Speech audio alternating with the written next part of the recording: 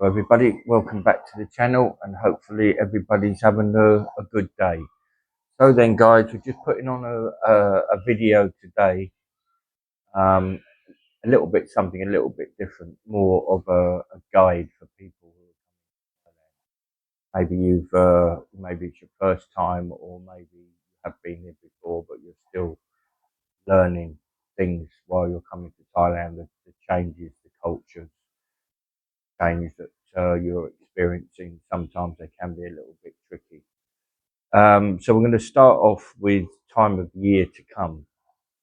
People in maybe in the UK or in other countries in Europe, wherever they are, think that Thailand is just sunshine 12 months of the year, 365 days a year, which is not the case, guys. You've got to be very careful when you're coming here the time of year, and also the country has, whether you're in the north or the south, east or west, they do tend to have their own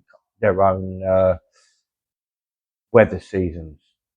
So, for instance, at the moment we are actually in Koh Chang at the moment, which is out on the east, down towards very close to Cambodian border, maybe 100 kilometers away.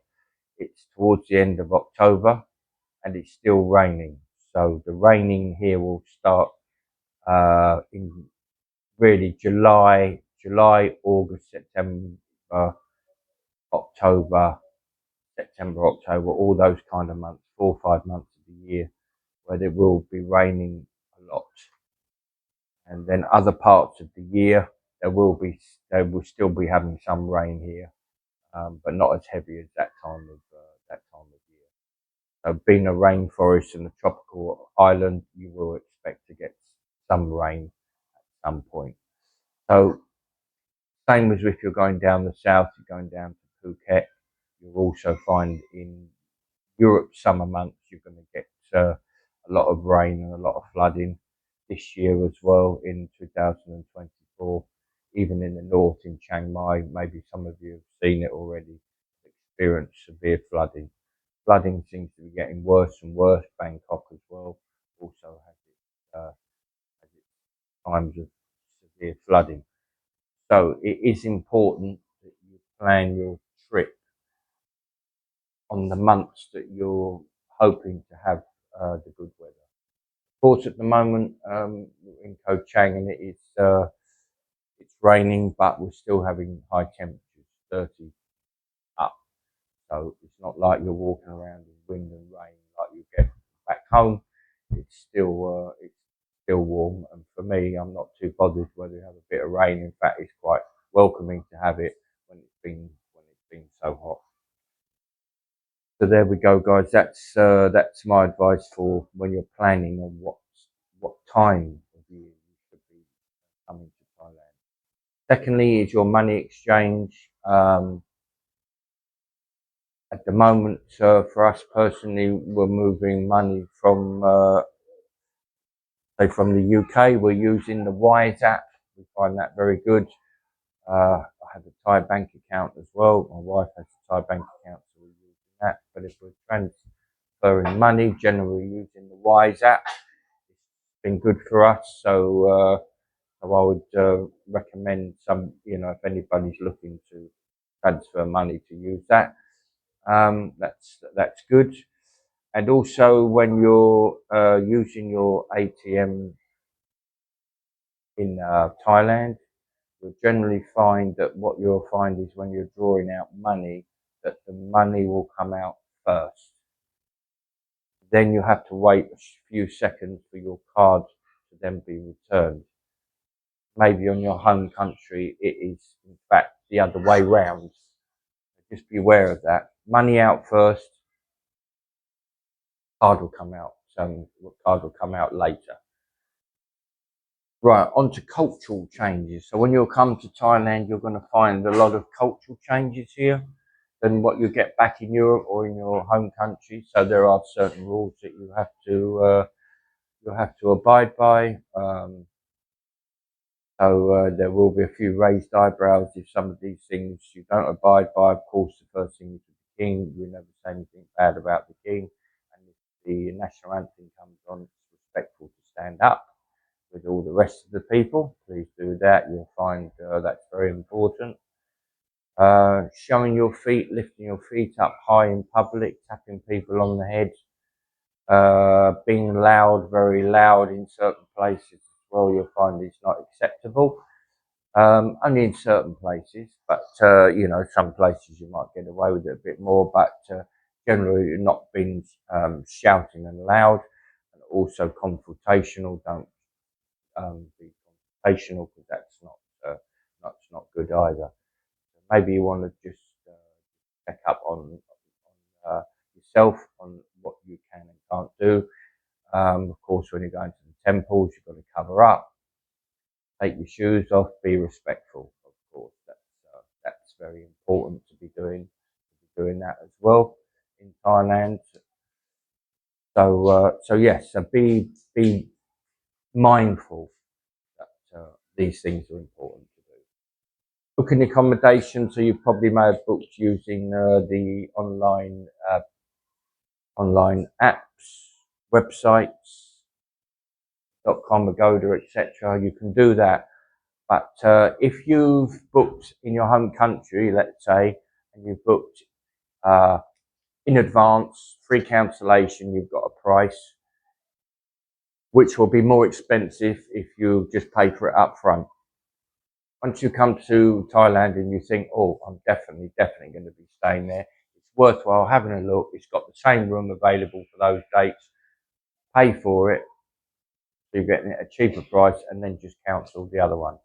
That's always advisable. That will save you some money as well.